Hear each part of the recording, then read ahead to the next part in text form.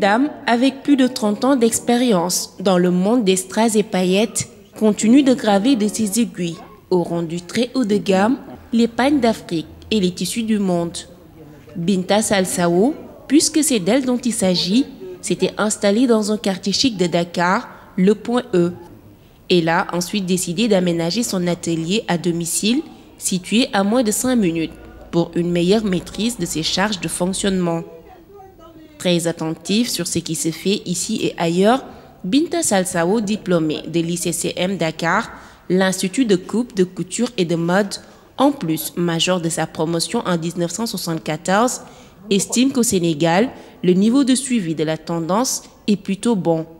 Toutefois, selon elle, les jeunes créateurs gagneraient à être mieux formés au plan professionnel, au grand bénéfice du secteur.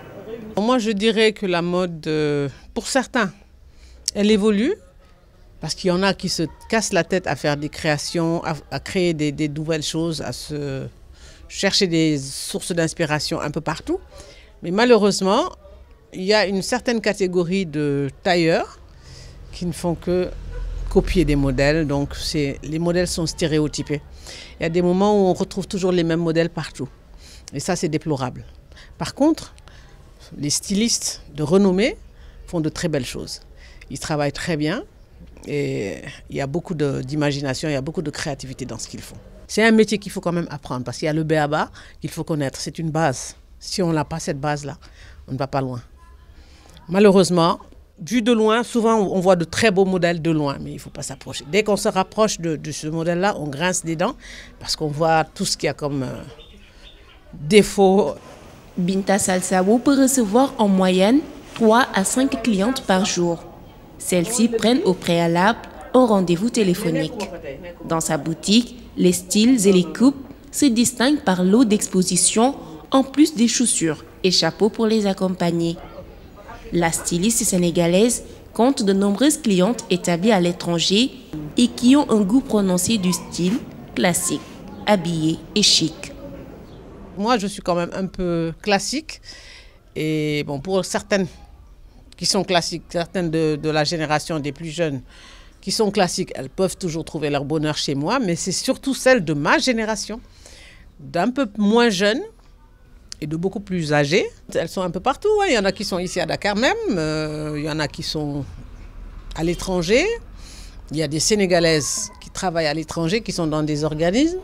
Bon, et puis sans compter la clientèle locale, le bouche à oreille, j'ai des nouvelles clientes tous les jours. Binta Salsawo, communément appelée Binette, c'est aussi une image connue et toujours observée. C'est une personne que je connais depuis plus de 15 ans. Et donc je dirais, je lui fais porter plusieurs casquettes. Elle peut être une amie, une grande sœur, une collègue. Voilà, c'est moi qui décide par rapport aux situations. Et même une petite maman parfois. Et c'est une personne qui est très intègre, qui est très généreuse, qui a beaucoup d'empathie, très sincère en amitié. Pour parler de la styliste, je dirais que c'est une personne qui est très talentueuse et très pointilleuse. Voilà, une des plus talentueuses. Lors de ses défilés, on ne verra pas de faux plis, les coupes sont parfaites, les finitions sont parfaites. Et ça, c'est vraiment, j'ai beaucoup d'admiration pour la créatrice qu'elle est. Et c'est une personne aussi qui est très simple, donc qui a un très grand carnet d'adresses et qui ne s'en sert pas forcément. Donc elle est très modeste et très simple. Mais derrière cette simplicité aussi se cache une personne qui a un très fort caractère et d'une très grande sensibilité. Je peux dire qu'elle est une maman. Elle est une maman parce qu'elle nous considère comme ses enfants. Et ce n'est pas évident parce qu'on évolue dans le même milieu. Et elle pouvait nous considérer comme des concurrents, même si on l'est. Mais à chaque fois qu'on se croise lors des défilés et autres, c'est comme si elle est toujours en train de nous enseigner parce qu'elle vient pour regarder ce qu'on est en train de faire, ce qu'on a amené comme collection et regarde les finitions et autres pour nous donner des conseils, des idées et autres. Et je pense que c'est une bonne chose pour nous en tant que jeunes créateurs et qui veut vraiment évoluer sur le plan national et international. Les produits sénégalais de la mode suscitent de plus en plus d'intérêt sur les marchés. Ils pourraient devenir encore plus compétitifs si l'État allégeait certaines charges et s'impliquer davantage dans le processus de formation des acteurs du secteur.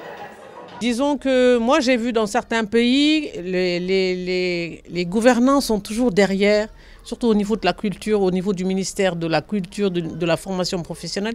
Ils sont toujours derrière, ils veillent au grain. Et j'ai l'impression qu'au Sénégal, ce n'est pas tellement le cas. Peut-être que c'est mon avis à moi toute seule, hein, ce que je dis n'engage que moi, mais moi je trouve qu'ils auraient dû faire plus. On n'a pas suffisamment d'écoles de formation. On n'en a pas, surtout dans le monde de la mode, hein, je parle surtout de la mode. On n'a pas suffisamment d'écoles de formation. Et ce qui fait que la plupart apprennent sur le tas. Au fil des temps, des noms comme Juma Dieng, Collé Ardesso, avec son événement Siravision, ou encore Adama Paris, initiatrice du Dakar Fashion Week, entre autres grandes figures de la mode, ont marqué les podiums par leurs belles collections. Et avec Binet, elles ont toujours permis, en l'espace de quelques jours à la mode sénégalaise, d'attirer en tant que vitrine événementielle des milliers de personnes au Sénégal et à travers le monde.